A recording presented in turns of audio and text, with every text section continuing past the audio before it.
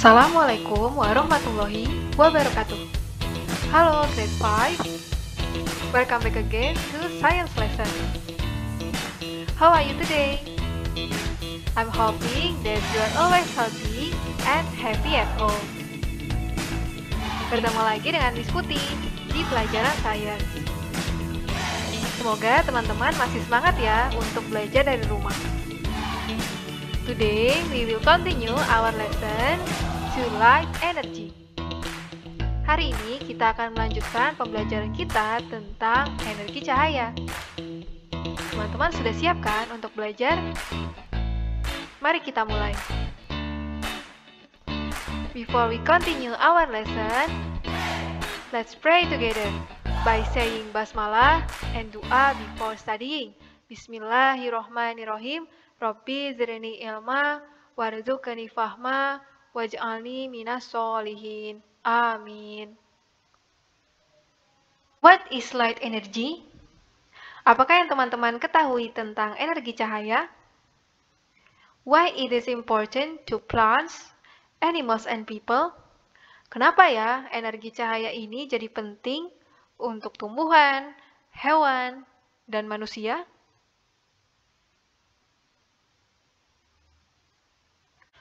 Light is a form of energy that is very important to all life on earth. Jadi, cahaya itu adalah bentuk energi yang sangat penting untuk kehidupan di bumi. In fact, without light energy, there would be no life on earth at all. Jadi, tanpa energi cahaya, tidak akan ada kehidupan di bumi ini. Anything that gives out light of its own is called a source of light. Sesuatu yang menghasilkan cahayanya sendiri kita sebut sebagai sumber cahaya atau source of light. The most important source of light is the sun. Salah satu yang paling penting sebagai sumber cahaya adalah matahari. Plants use light from the sun to make food. Tumbuhan menggunakan cahaya matahari untuk membuat makanan.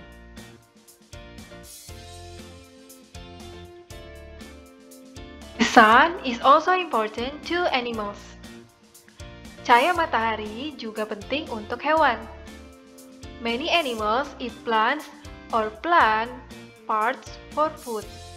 Jadi, banyak hewan memakan tumbuhan atau bagian tubuh tumbuhan sebagai makanan. The heat from the sun also helps to keep animals warm. Panas dari matahari juga membantu hewan untuk tetap hangat. During the day, the sun lights up the sky and helps us to see. Pada siang hari, matahari menerangi langit, dan ini membantu kita untuk melihat.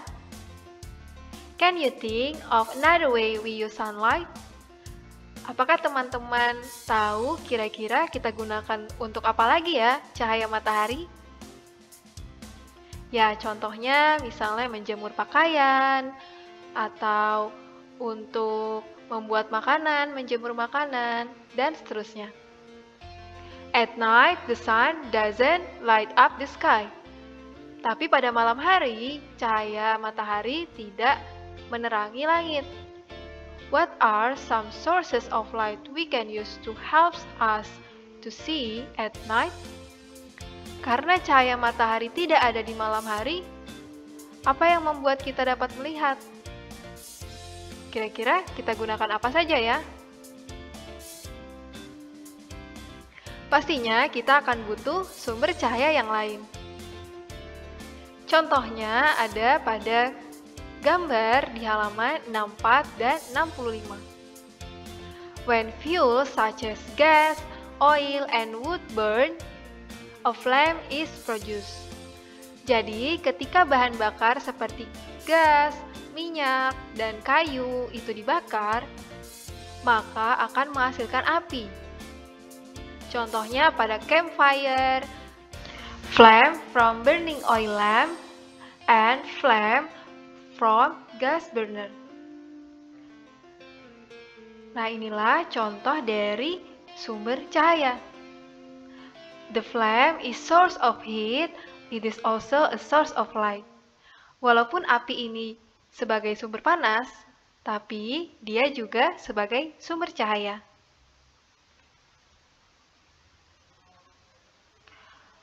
Before the light bulb and other electrical devices were invented, burning fuels was widely used as a source of light.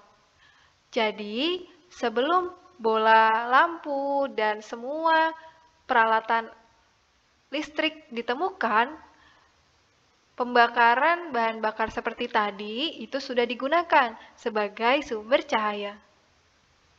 Other examples of source of light include fireworks and erupting volcanoes. Contoh lain dari sumber cahaya adalah kembang api dan gunung berapi yang sedang meletus.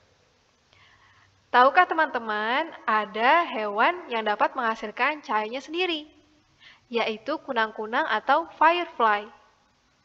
Nah, firefly ini juga masuk ke dalam sumber cahaya.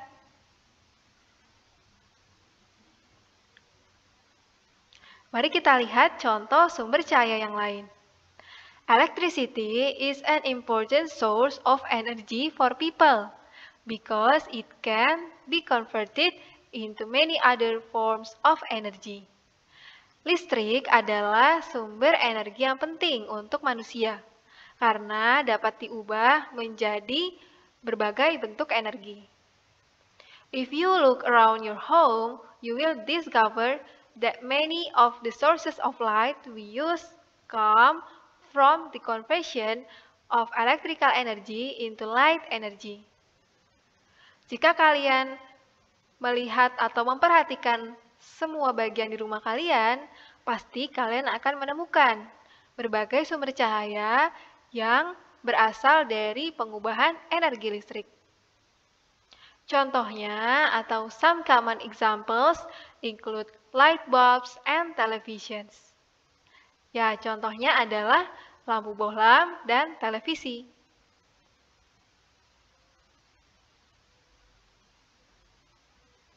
Other sources of light that come from the conversion of electrical energy include traffic lights, stage lights, and computer monitors.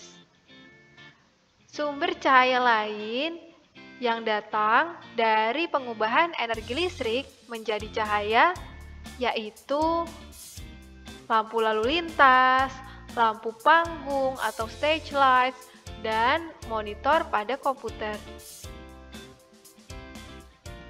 Teman-teman juga dapat menemukan sumber cahaya seperti senter dan juga flashlight atau kilatan cahaya. Teman-teman pernah menyadari kilatan cahaya ketika hujan badai? Nah, kita sebut sebagai petir atau lightning. The flashes of light are called lightning. As lightning gives out light of its own, it is also a source of light. Nah, ketika petir mengeluarkan cahayanya sendiri, maka dia termasuk ke dalam sumber cahaya. Berarti dari sini kita tahu, sumber cahaya adalah benda yang dapat menghasilkan cahayanya sendiri. Berarti kalau bulan termasuk sumber cahaya bukan ya?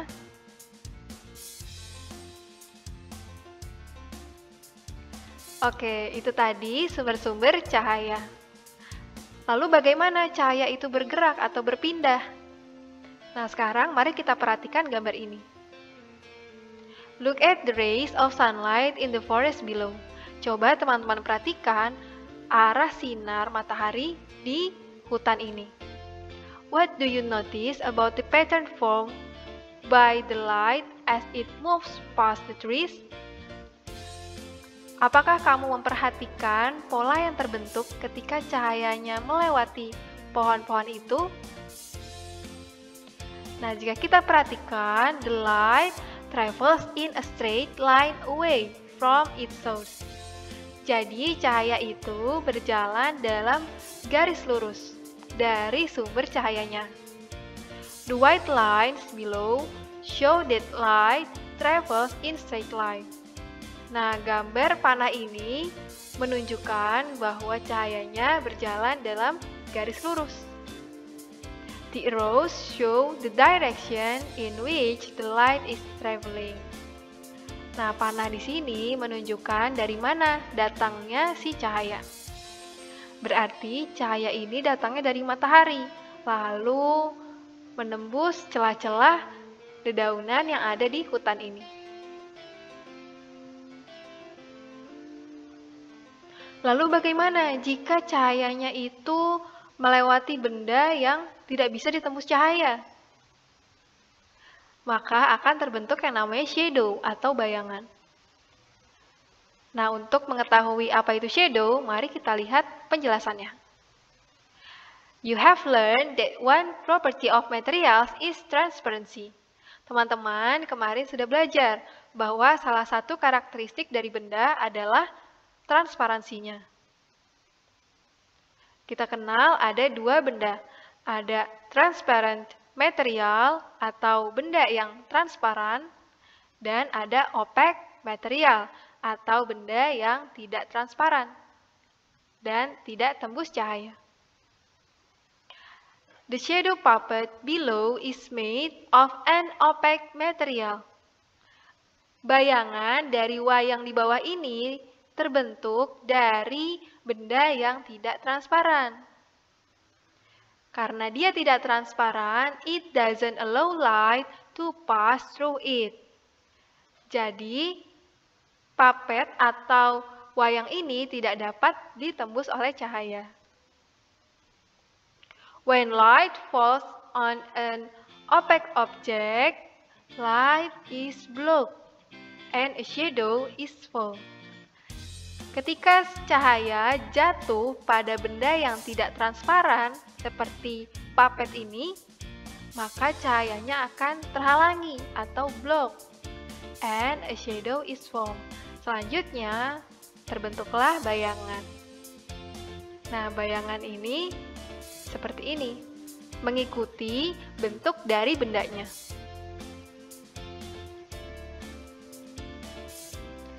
Nah, apakah benar dia selalu mengikuti bentuk bendanya? Nah, coba kita perhatikan penjelasannya.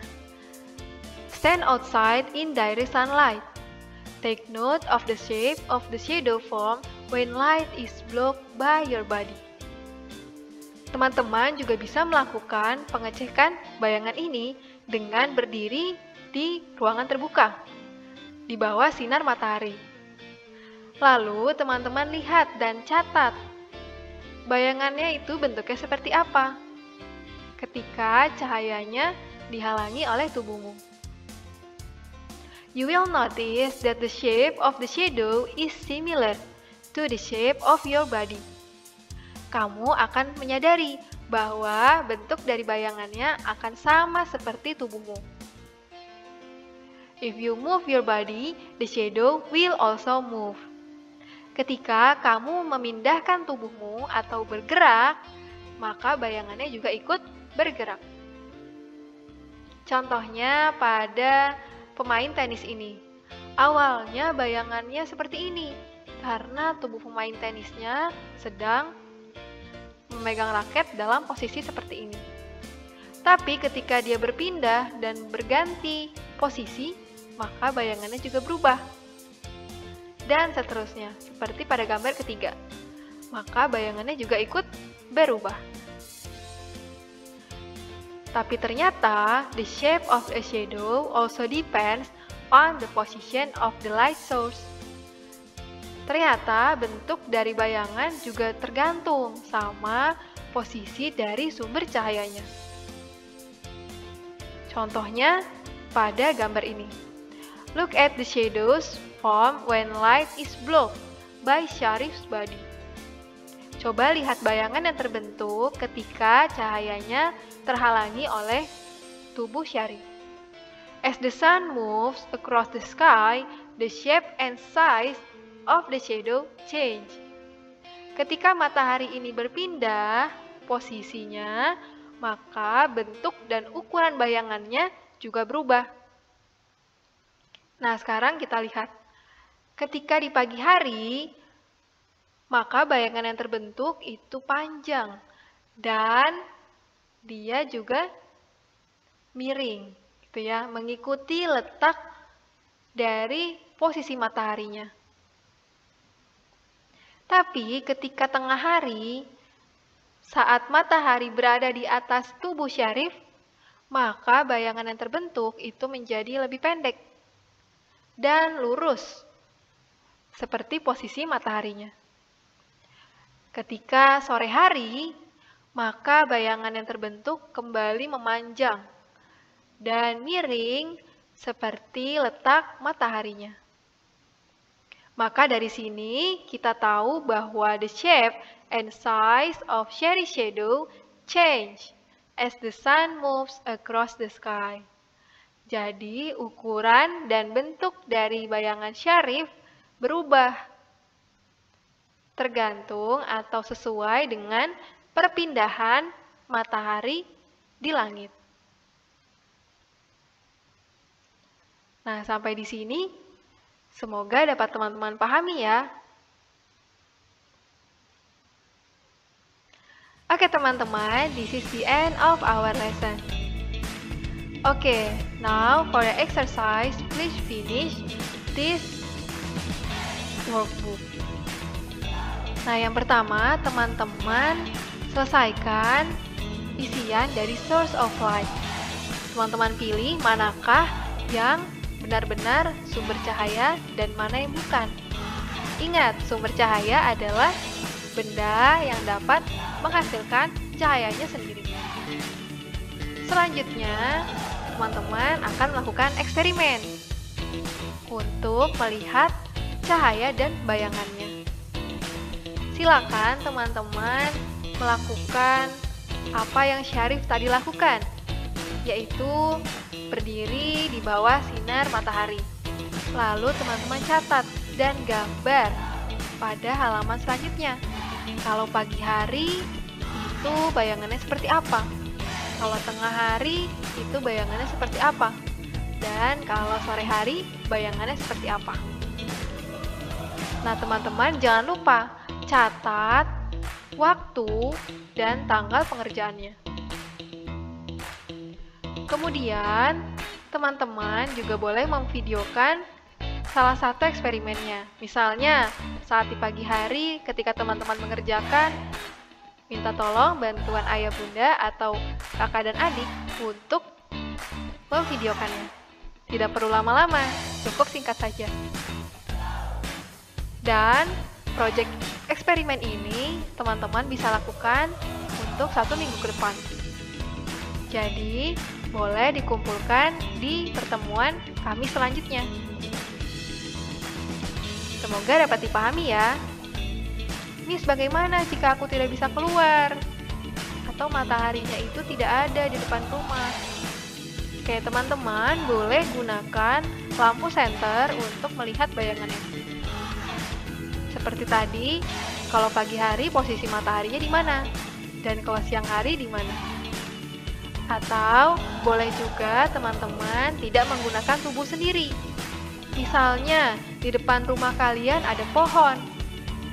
Nah, kalian amati bayangan yang terbentuk dari pohon itu saat pagi hari, siang hari, maupun sore hari.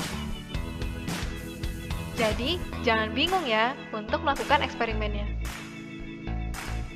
Oke teman-teman, semoga dapat dipahami dengan baik ya. Jangan lupa tulis dan ceritakan apa hasil dari eksperimen kalian dalam gambar di workbook itu. Oke, thank you for watching this video. Terima kasih sudah menyimak video ini sampai selesai. If you have any question, you may ask me through WhatsApp or Google Classroom. Okay, now let's finish the class with hamdalah. Alhamdulillahirabbil alamin. Wassalamualaikum warahmatullahi wabarakatuh. Goodbye.